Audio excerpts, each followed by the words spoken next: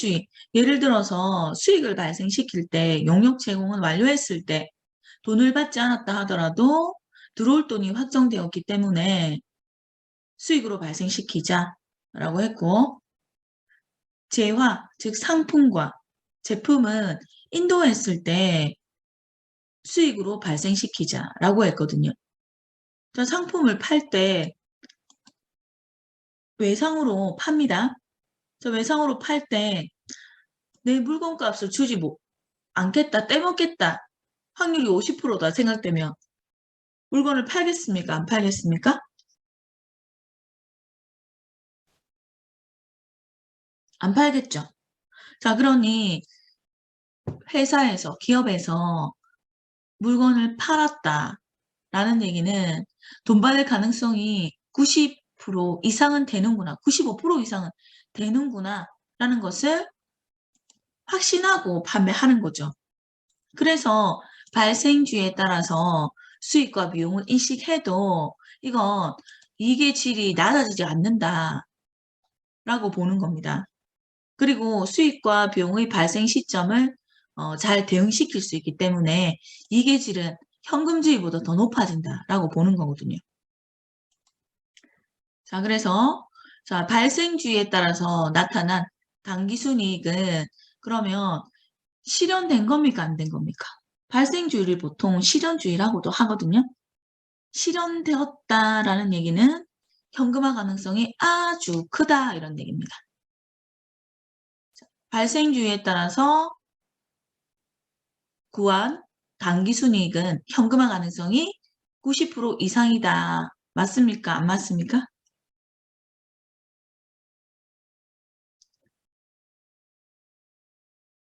맞다라고 할 수 있죠?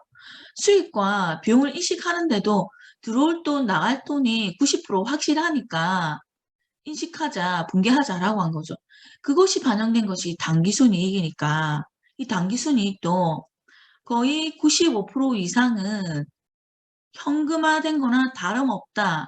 현금화된 것도 있고 현금화될 가능성이 모두 크다라는 얘기거든요. 그래서 이것을 실현되었다라고 얘기를 하고, 실현되었다라는 얘기는 현금화되었다라는 얘기입니다. 실현될 가능성이 큰 것까지를 당기순이익으로 반영을 시켜 놓은 거죠. 자, 공유를 좀 바꾸겠습니다. 그래서 이 당기순이익은 실현된 부분이다.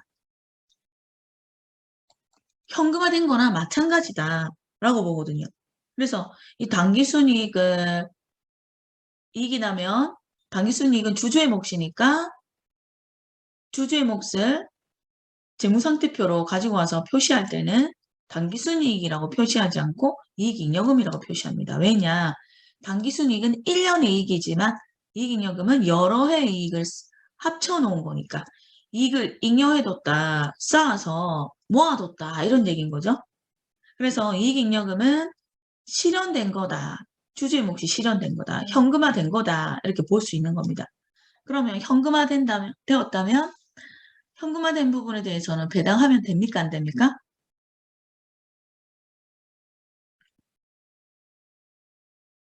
주주들에게 배당하면 된다? 안 된다?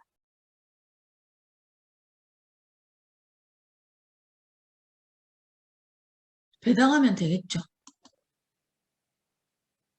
자, 근데 손익계산서에 보면 당기순이익의 기타 포괄이익은 더하고 기타 포괄 손실을 빼서 포괄이익 또는 포괄 손실을 구하라 라고 했는데, 기타 포괄이익과 기타 포괄 손실은 실현될지 안 될지 아주 불확실한 부분을 반영해 놓은 겁니다. 그래서 국제회계 기준에서는 몇 가지는 미실현된 부분이다 라고 봐서 기타 포괄 손익으로 봐라 라고 했거든요. 그 중에 하나가 이겁니다. 제가 이제 예를 든 건데, 이것도 잘 들어야 됩니다. 잘 들어야 이해가 가고, 이해가 안 가면 이제 이렇게 하는구나. 일단은 받아들이는 단계로 가면 되겠습니다. 2022년 12월 26일 날 주식을 한 주를 10,000원 주고 구입했습니다. 기말인 22년 12월 31일에 13,000원이 됐네요. 그래서 평가이익 3,000원이 생겼습니다. 사실 평가한 부분은 현금화된 건 아닌 거죠? 평가이익 일단은 3,000원이 생겼습니다. 자, 주식을 샀을 때 단기 매매 증권으로 분개할 수도 있고 매도 가능 증권으로 분개할 수도 있습니다. 단기 매매 증권으로 분개했을 때는 단기 시세 차익이 목적일 때 단기 매매 증권으로 회사들은 분개를 합니다. 자, 근데 장기적으로 투자하고서 매매 차익을 얻을래 자, 하는 회사는 매도 가능 증권으로 회사에서 계정 과목으로 분개를 하게 되는 거죠. 자, 그래서 이 두 가지는 성격이 너무나 다릅니다. 그래서 단기 매매 증권은 증권으로 분류를 했다면 12월 26일 날 자, 샀다가 2023년 1월 2일 날 주식시장이 열리면 바로 팔아버릴 겁니다. 그러면 12월 31일 날 단기 매매 증권 평가액이 생겼던 이 3,000원은 실현되었다라고 봅니다. 자, 왜냐하면 12월 한 30일 정도 되면 폐장을 하거든요. 그러면 며칠 폐장하고 바로 주식시장이 열리면 팔아버릴 거니까 그 기간이 한 3, 4일 정도밖에 기간이 차이가 안 납니다. 샀다가 팔았다 하는 기간이. 그래서 이럴 때는 아주 짧은 기간에는 이 주식이 폭락했다가 또 내려갔다가 하지 않는다. 이렇게 일반적으로는 봅니다. 그래서 단기 매매 증권으로 분류하고 단기 매매 증권 평가이익을 기말에 분개를 했다면 이 부분은 실현된 걸로 봅니다. 자, 그럼 실현된 걸로 본다면 이 단기 매매 증권 평가이익은 손익계산서에 어디에다가 표시해 주면 됩니까? 답이 이미 있습니다. 잘 찾아보세요.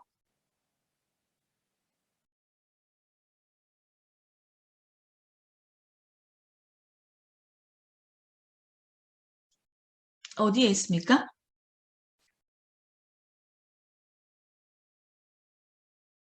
자, 제가 손익계산서 아까 설명했죠? 자, 매출액에다가 매출원가를 빼서 매출총이익이 나오고 판관비를 뺀 영업이익은 주된 영업활동에서 나타난 겁니다. 그런데 영업의 수익과 영업의 비용은 부수적인 영업활동입니다.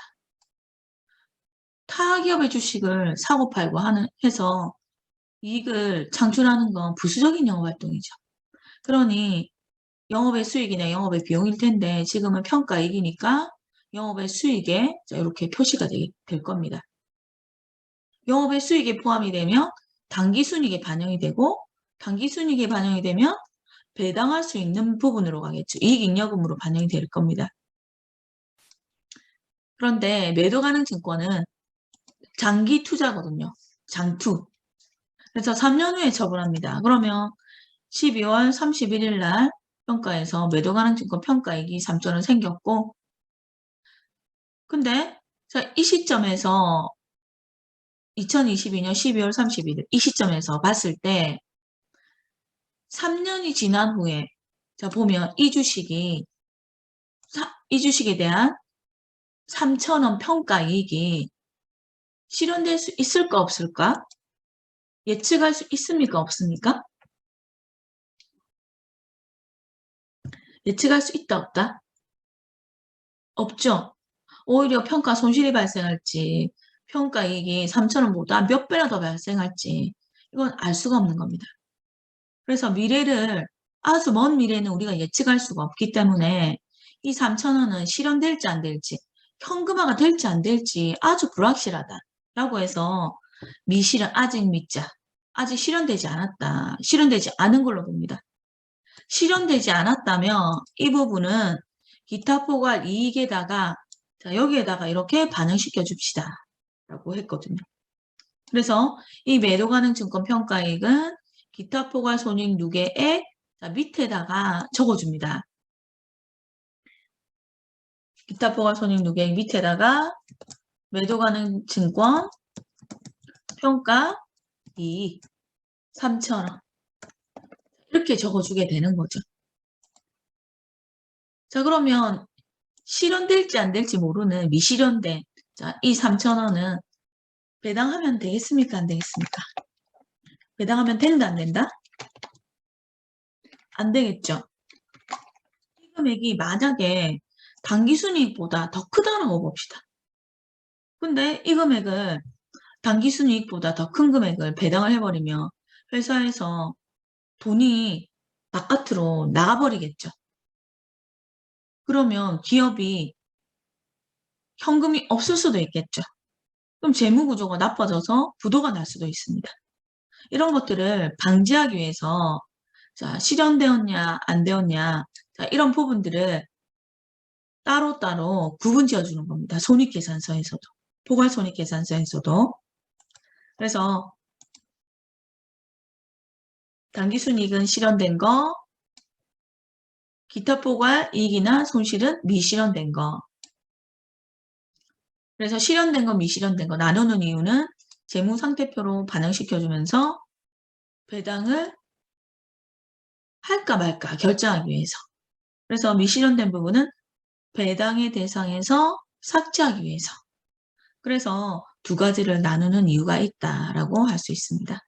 자, 이건 이제 재무상태표 이제 공시했던 거 그리고 재무상태표 사례 나오죠. 이 사례는 자, 비교 손익 재무상태표입니다. 비교 재무상태표 비교 가능성을 위해서 재무상태표를 보고식으로 작성하면서 두 개의 연도를 제공해 준 겁니다. 전자공시 시스템을 보면 어떤 회사는 뭐 삼성전자 같은 경우는 뭐 3개, 4개 연도까지 다 공시를 해주더라고요. 보니까. 자, 그 다음에 재무제표 간의 연관관계 보도록 할게요. 자, 기초재무상태표, 기말재무상태표 일정 시점의 재산상태입니다. 기초재무상태표에서 영업활동을 하면 손익계산서에서 당기순이익이 나타나니까 또는 손실이 나타나니까 기말에 재무상태가 달라지겠죠. 그래서 중간에는 포괄손익계산서, 자본변동표, 현금흐름표 자, 이거에 의해서 기말재무상태표가 변한다라고 하는 것이 재무제표의 연관관계입니다.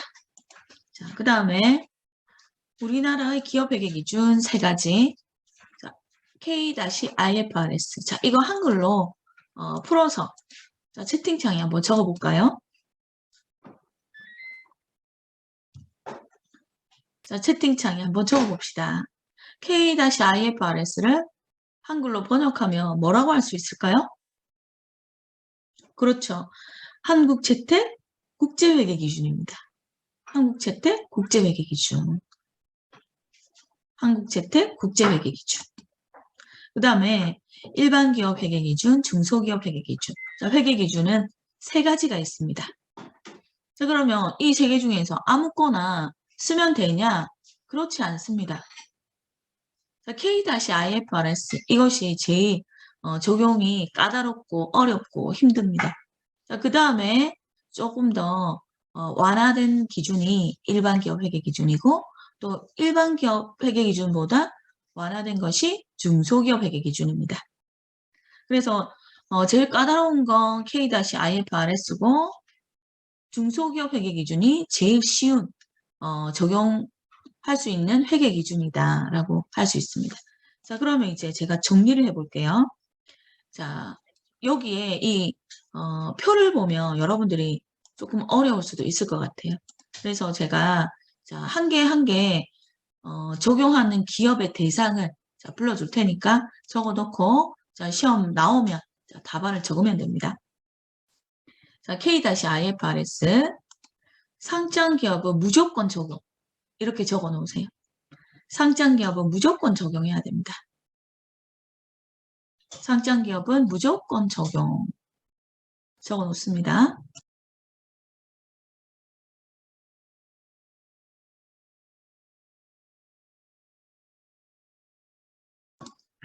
자, 그 다음에 자, 제가 화면에다가 적어 볼 테니까 자, 따라서 한번 필기를 해보세요.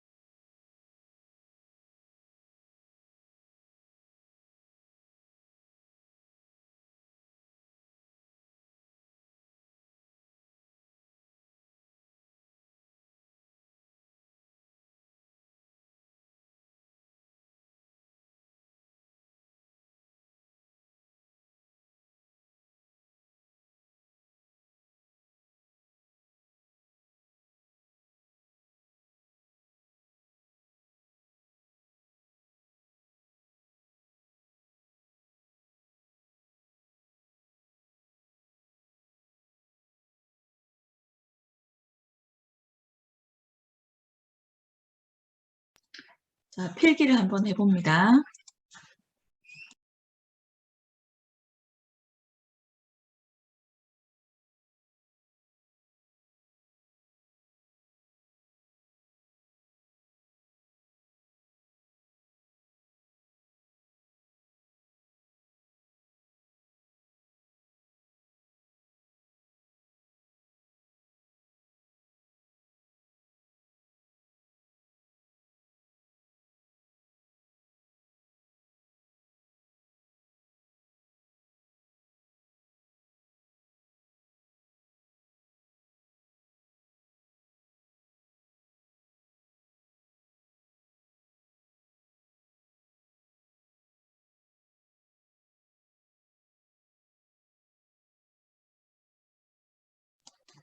자, 필기 다 됐습니까?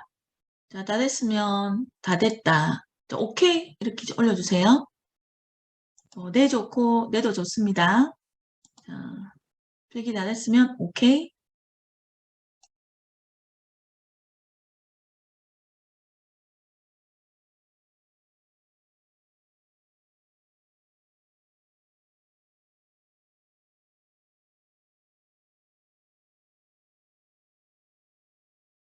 네, 이제 필기 다 됐죠? 자, 그럼 외부 검사 대상이라면 자, 기준이 얼마입니까? 그러면 자, 제가 여기다가 필기를 해뒀죠. 자, 직전 연도 자산 또는 매출액이 500억 이상인 기업입니다. 기준 금액이 자산도 500억, 매출액도 500억입니다. 자, 외부 감사는 누가 하느냐? 그러면 공인회계사가 외부 감사를 합니다. 자, 이 기업이 특정 기업이 기업회계 기준에 따라서 재무제표를 잘 작성했나?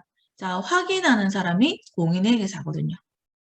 그래서 어떤 기업이든 비상장 기업이지만 자산이나 매출액이 500억 이상인 기업들은 무조건 외부 감사를 받아야 됩니다. 자, 이게 우리나라의 법입니다. 자, 근데 500억 이하라면 자, 500억 미만이겠네요. 미만이라면 외부 감사 안 받아도 된다는 얘기가 되겠죠. 그래서 K-IFRS라는 한국재택 국제회계기준이라는 기준을 적용 반드시 해야 되는 기업은 상장기업입니다. 상장기업은 일반기업 회계기준, 중소기업 회계기준 적용하면 안 됩니다. 인정 절대 안 해줍니다. 자, 그 대신 일반 기업 회계기준 적용 기업은 K-IFRS 일반 기업 회계기준 두 개를 적용시켜서 재무제표 작성할 수 있습니다. 중소기업 회계기준 적용하는 기업은 K-IFRS 일반 기업 회계기준, 중소기업 회계기준 다 써도 됩니다. 근데 중소기업은 규모가 작아서 까다로운 한국재택 국제회계 기준을 적용해서 재무제표 만들기가 어려운 회사입니다. 그렇기 때문에 조금 더 완화된 기준을 적용해서 재무제표 작성해도 좋다라고 허용을 해주는 것 뿐입니다. 자, 그러면 제가 하는 말이 틀린 건지 맞는 건지 자, 채팅창에 동그라미 O 아니다 꼬표 자 해봅니다. 자, 일반 회계 기준을 적용해야 되는 기업은 중소기업 회계 기준을 적용해도 좋다.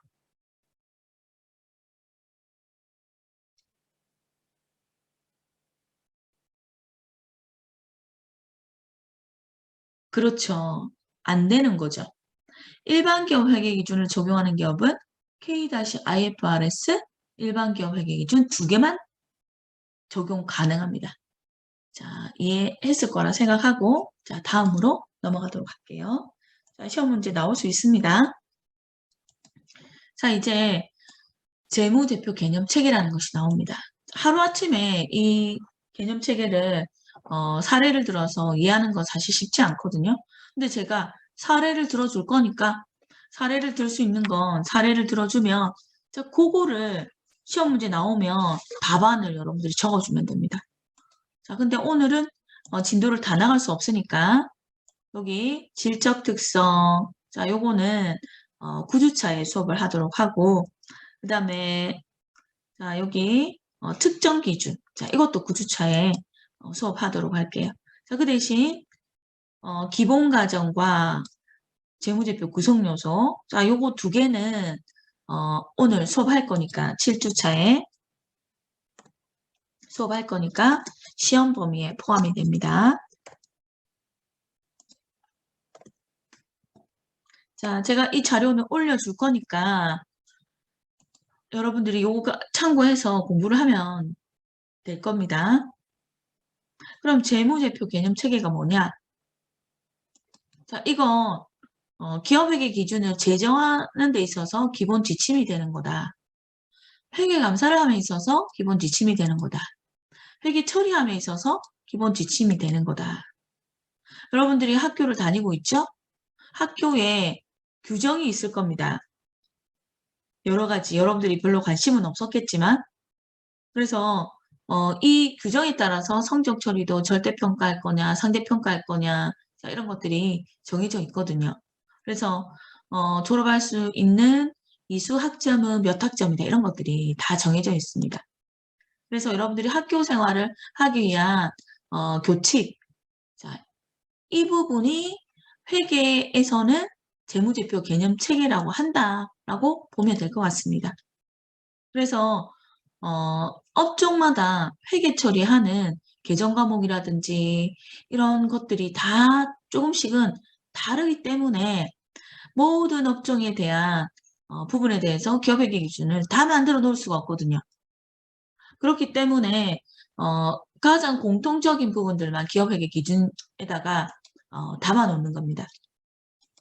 자, 그러니 우리 회사가 좀 특수업종입니다. 그러면 회계 처리, 분계를 어떻게 해야 되지?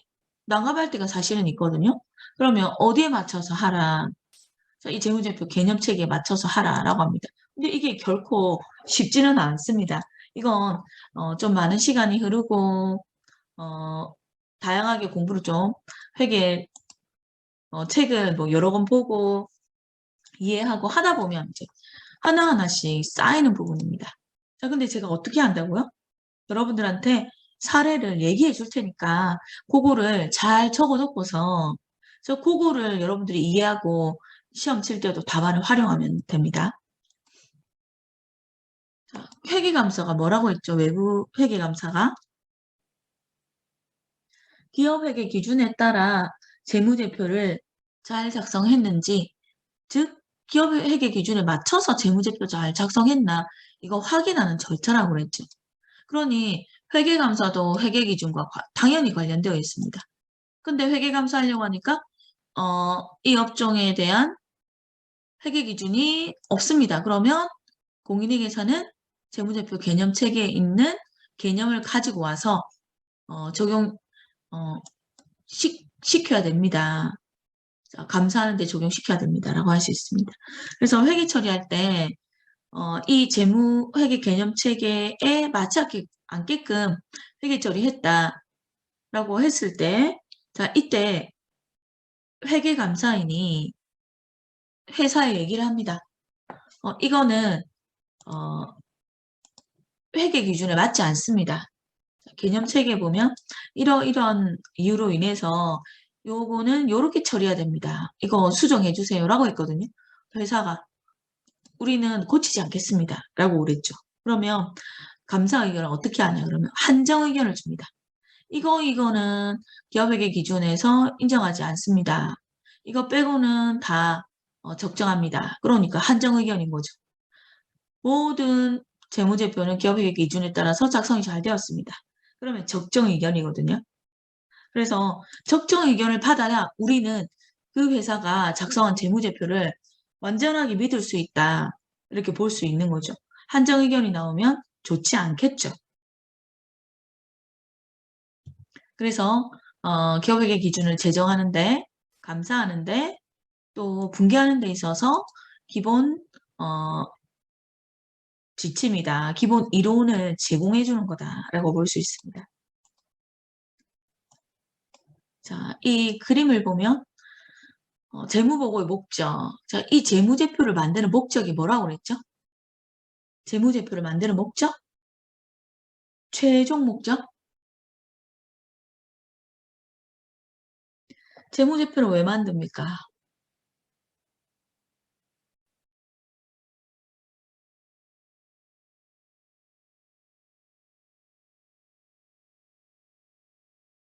재무회계가 그렇죠. 정보 이용자에게 재무제표라는 걸 제공하기 위해서 만든다고 그랬죠.